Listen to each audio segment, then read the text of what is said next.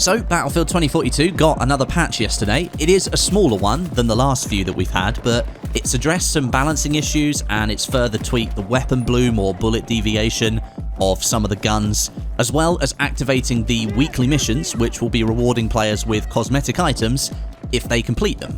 It's a good update overall, I think. It takes the game closer to where it needs to be, but we're still not there yet. But it does now mean we've had 4 patches before the end of 2021 for a game that launched in mid-November. And I think, if I think back to previous Battlefield games, that's the most patches we've had in the shortest time frame ever after the launch of a Battlefield game. So I do have to hand it to the development teams working on the game, turning around these patches. They're doing a great job. But as I say, I think Battlefield 2042 still has quite a long way to go. So let's dive into what's changed in this latest patch. As I said, it is smaller than some of the previous ones, but it's focusing on different parts of the game that I think needed proper attention. So even though it's a small patch, I think its impact overall is quite large. We've got improvements to bullet hit registration consistency, some changing of the breakthrough layouts to shift or remove flags from rooftops. Yay, finally. Changes to some of the 30, 40, and 57mm cannons, and some audio updates as well. So starting things off, we'll go with the gunplay. This is something that's been in like a constant state of change since the launch of the game, with various changes happening to improve things after, for some reason, some of the weapons having excessive bloom or dispersion applied to them after the open beta. That's now all been brought back into line, which is great, but this patch is going a little bit deeper to make some per weapon tweaks to balance, and those are the kind of changes that you'd normally expect from DICE in a patch, rather than altering the foundation of the gunplay. Bullet dispersion, or bloom, whatever you want to call it, is now decreasing faster when you stop shooting. So if you're someone who likes to tap fire or hold down the trigger just for short bursts, you should notice better accuracy once you pick up the next burst or start tapping again. And it's something that I really noticed on the AK-24. Feels really, really nice now. As well as dispersion ending quicker, it's going to take longer to kick in more effectively. So that means if you're someone who likes to use the machine guns, LCMG or the PKP, you're going to be able to fire for longer without that dispersion effect kicking in as severely, which I think is another good change. Then the DXR and the NTW50 snipers have had their reload animation times increased by 0.2 seconds. It doesn't give you the reason why, but I think this might be to better align them as the higher damage, slower firing snipers compared to the SWS. Overly aggressive recoil jumps have been eliminated from the AK-24, the LCMG, PKP, SCAR, and PP-29, and DICE has done this by changing their recoil values. No hard numbers in the patch notes. I would have liked to have seen those so I could understand what's happened to each weapon, but this generally appears to be a smoothing out of the recoil feeling, which in practice on the AK-24 at least, felt pretty good. Then the hipfire accuracy of all SMGs has been buffed to make them better stand out from the other fully automatic weapon types, and obviously giving them even more of an advantage in close quarters compared to other automatic weapons. And then almost all automatic weapons have been given improvements to their recoil control. Again, no numbers in the patch notes, would have liked to have seen those, but yeah, you might notice some changes in the recoil. Then there's the 30mm cannon. This was a real issue with the Bolt and the LATV-4 recon vehicles. Vehicles that were clearly designed to work as transport, suddenly having stupidly powerful weapons on their roofs. It was just ridiculous. Well, DICE is making a change. They're not taking away the 30mm cannons, but they're nerfing them. Rate of fire is being reduced from 350 to 330. The overheat function will now kick in faster with sustained fire, so you can't full auto for as long as you could before. The overheat regen, so the countdown timer that it takes for you to then start shooting again, that will last longer too, and the blast damage has been nerfed from 20 to 18. Hopefully this is enough of a change to make a difference, but the Bolt with a 30mm cannon, I still think they should just take the 30mm cannon off of that vehicle. It should mainly be for transport, and having the minigun on top, that seems to be okay because it's not got any splash damage to it. But the 30mm cannon does have the splash damage, which is what was causing so much of a problem, I think. But I'll give it some time. I'll see what I think. Then the 57mm cannon on the Wildcat vehicle, that's had its dispersion completely removed, but it has taken a nerf in general. Ammo count is down from 12 to 8, impact damage is down from 85 to 75, and blast damage is down from 70 to 35. So overall, I think these are good changes to both of the cannons, but that's coming from the point of view of mainly an infantry player. So let me know what you think in the comments. If you're mainly a vehicle player, let me know what you're thinking. Some gadget changes next. The frag grenade is being tweaked, so it's going to perform differently. The time to detonate after its first bounce is being upped from 1.1 to 1.4 seconds, but the damage overall is being increased to 120. And the reason for that is so that it can now one-hit kill enemy players that are running armor plates. And so to bring this buff into line, obviously an increase in damage, you're now only able to carry one grenade in your inventory. And then when you resupply from an ammo crate, you'll just get one back. You won't be able to carry two anymore. And then the proc sensor. The only item in 2042 so far that I have collected the tier 1 badge for.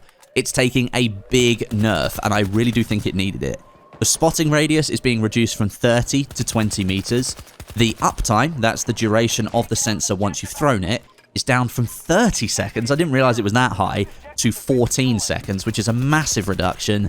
And of course, just like the frag grenade, you can now only carry one of them in your inventory, as opposed to the two that you could carry before. This is a change that I'm really happy to see.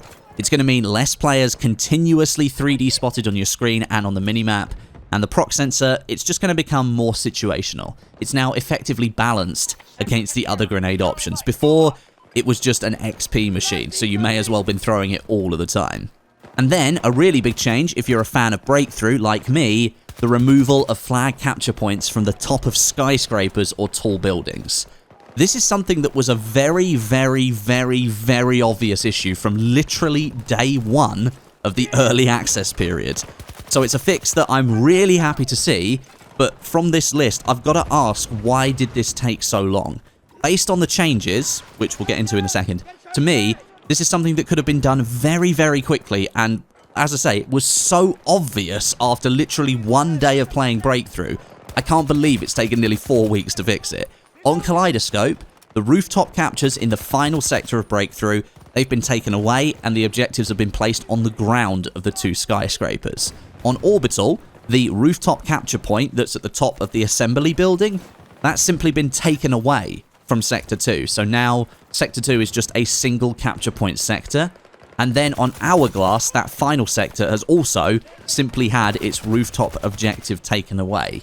So, if these are the very simple changes that DICE has settled on as a team, why did it take nearly 4 weeks to get that implemented into the game? There's got to have been, I don't know, gigabytes and terabytes of data on their end to show attackers barely ever succeeded in capturing those points, or those sectors with the points in them. So, why did it take nearly 4 weeks to make this change? We'll probably never find out, but I guess that we should be happy that it has now changed. And then lastly, there are some more audio improvements in this patch. You might have noticed them, you might not have. I noticed a couple of changes with the previous patch. That made some really big audio changes, so maybe these ones won't be so obvious. But apparently DICE has enhanced the overall experience, but they focused on clarity, distance, and directional perception. I still think they need to do a lot of work on footsteps. Sometimes the player can be like 30 meters away and it sounds like they're right next to me, and there's like no directional perception on those footsteps at all. And that's still the case as it is right now, so I think they've got some work still to do there. So based on that update and the 3 that have come before it, Battlefield 2042 is now undeniably in a better position than what it was in a month ago. But I will say that I, like many of you, have just been very disappointed with the launch of Battlefield 2042 and just the general poor state that the game was allowed to be put out there for people to play. But these 4 patches have pushed the game in the right direction. Should the game have launched in the state that it did? No, absolutely not. If the game had launched in the state that it exists in today, after these 4 patches, if this was the launch version of 2042, would that have resulted in a better launch? Undeniably, yes it would, but there's still a lot that the game would have needed to address, the same as there is right now. There's a long way to go for Battlefield 2042.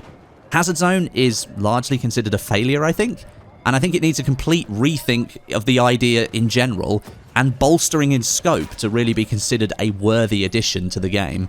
Portal is absolutely fantastic. It's great to have all of that freedom. It's been a shining light of the 2042 experience so far, but The Ripple team is struggling to appease the community when it comes to XP gain, and it appears that they're trying to find a solution that works for all different types of players, which inevitably is going to be very difficult.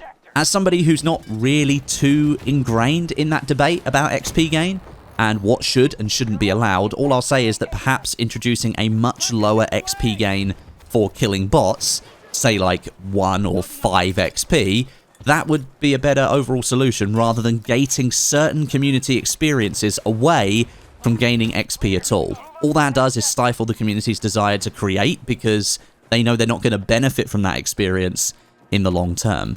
So I think Ripple just needs to reconsider the direction that they're going there. And then all-out warfare, it just needs more. We're currently only offered 2 different game modes, Conquest and Breakthrough, and that's either 64 or 128 players depending on which generation of console or PC that you're playing on. We just need more variety. I think make Rush a proper permanent game mode and add it into the all-out warfare experience as a 32-player option. Then implement Team Deathmatch into All Out Warfare again as a 32-player 16v16 experience. That'd give players 100% more choice as soon as they start the game, rather than forcing them into the portal menus and asking them to find an experience or spend the time to make one and then have to populate it. Not everyone wants to do that. Some people just want to click a button and start, but at the moment they've only got 2 options, and that's Conquest and Breakthrough. So just give players what they want and put it right at the front. And then lastly, we've got the live service. Season 1 kicks off in early 2022. Hopefully, that means January, not March, like it did for Battlefield 1 and Battlefield 5. And that means more new content. The game, I think, already needs a new map and new weapons. There just weren't enough weapons for the launch of a Battlefield game at all. I think there were only 22. That's pitiful. We needed more than that. And I think the 2042 maps, they're very hit and miss. Some people really like some of them. Other people really dislike others. I think you'd be hard-pushed to find one player that likes every single map in 2042, and with there only being 7 of them, I think people are already looking for that next first map. So, let's see what happens with 2042 over the next few months. DICE has positioned the game quite well for the holidays, which is great, but moving into next year, I think the real test will be is whether those teams behind the game at that point can regain the ground that they lost on the launch. Thanks very much for watching, and I'll catch you in the next one.